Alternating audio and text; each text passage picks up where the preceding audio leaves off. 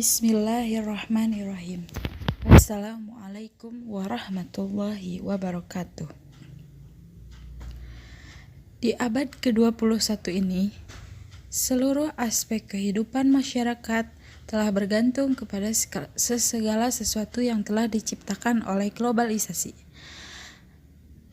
Di era globalisasi ini, segala hal serba mudah dikerjakan tanpa perlu membuang banyak tenaga, waktu, pikiran, dan lain sebagainya. Ingin berkomunikasi dimudahkan dengan adanya gadget atau handphone. Lalu, ingin bepergian jauh namun dengan waktu yang singkat dimudahkan juga dengan adanya alat transportasi.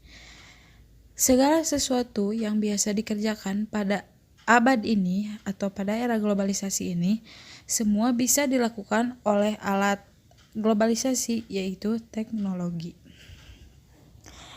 Banyak hal positif yang diberikan oleh globalisasi pada kehidupan masyarakat.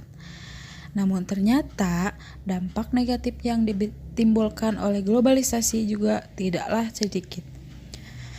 Perubahan sebelum dan sesudah datangnya era globalisasi ini sungguh signifikan, khususnya yang terjadi pada tubuh umat muslim.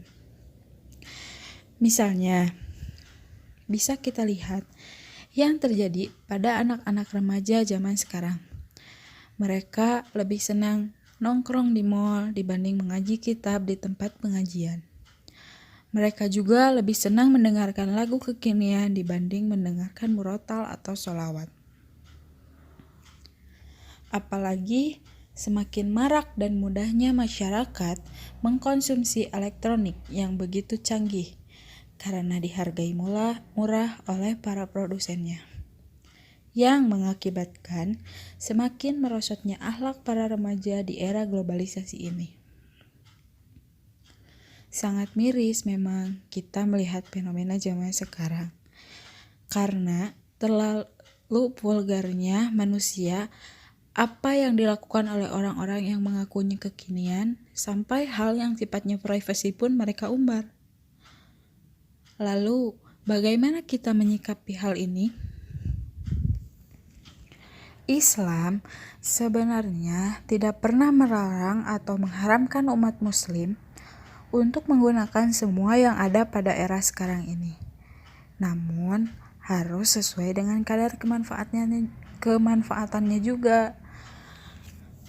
Yang pertama, kita sebagai muslim harus mulai dari diri sendiri, melakukan hal yang diperintahkan Allah Subhanahu wa Ta'ala melalui Rasul-Nya dan menjauhi larangannya. Dan yang paling penting, peranan keluarga, karena keluargalah pertama yang dapat mempengaruhi sikap seorang anak. Selaku orang tua, kita harus memberikan contoh yang baik, karena anak akan mengikuti apa yang dilakukan orang tuanya. Pergunakan apa yang telah ada pada sekarang ini, namun gunakan untuk segala sesuatu hal yang baik supaya bernilai ibadah. Lalu selanjutnya, sebagai seorang muslim, seharusnya kita memilih dengan siapa kita bergaul. Jika ada seseorang yang bisa mendekatkan kepada Allah Subhanahu wa Ta'ala, maka pergaulilah. Tapi jika sebaliknya, maka tinggalkanlah.